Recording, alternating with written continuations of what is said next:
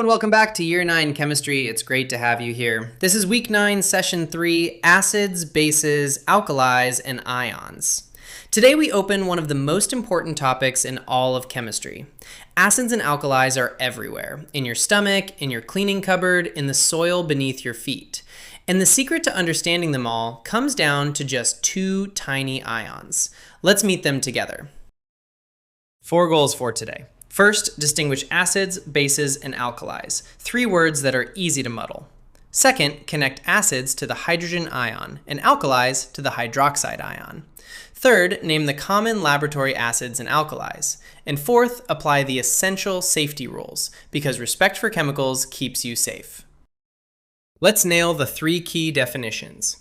An acid produces hydrogen ions, H+, in aqueous solution. A base is anything that neutralizes an acid. Bases include metal oxides, hydroxides, and carbonates. And an alkali is a special kind of base, one that dissolves in water and produces hydroxide ions, OH-. Here's the golden rule to remember. Every alkali is a base, but not every base is an alkali. Copper oxide is a base, but it barely dissolves in water, so it is not an alkali. Soluble base equals alkali. Let's meet the common ones you'll use again and again. On the acid side, hydrochloric acid, HCl, sulfuric acid, H2SO4, and nitric acid, HNO3. On the alkali side, sodium hydroxide, NaOH, and potassium hydroxide, KOH, both soluble, both producing hydroxide ions. And a base that isn't an alkali, calcium oxide, CaO, a solid that neutralizes acids but doesn't dissolve well. Learn these names now, and the acids topic will feel like meeting old friends.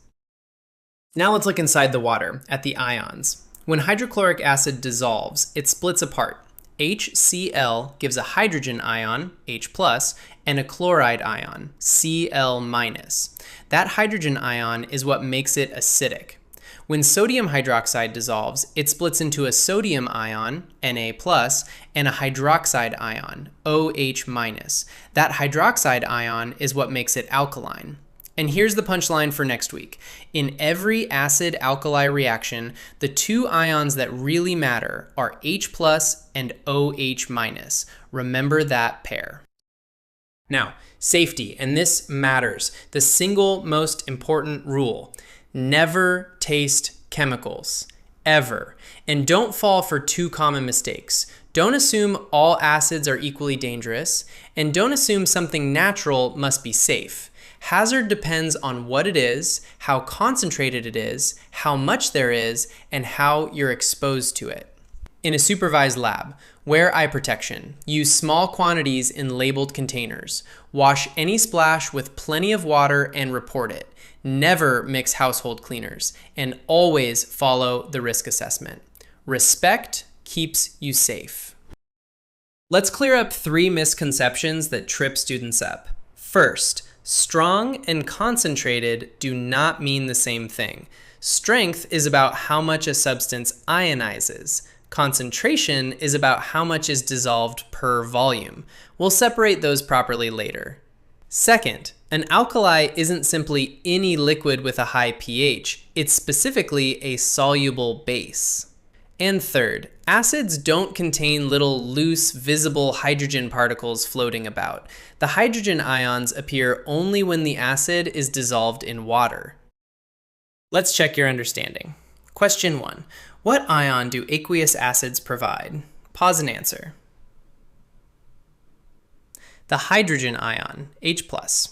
Question 2. Why is sodium hydroxide an alkali?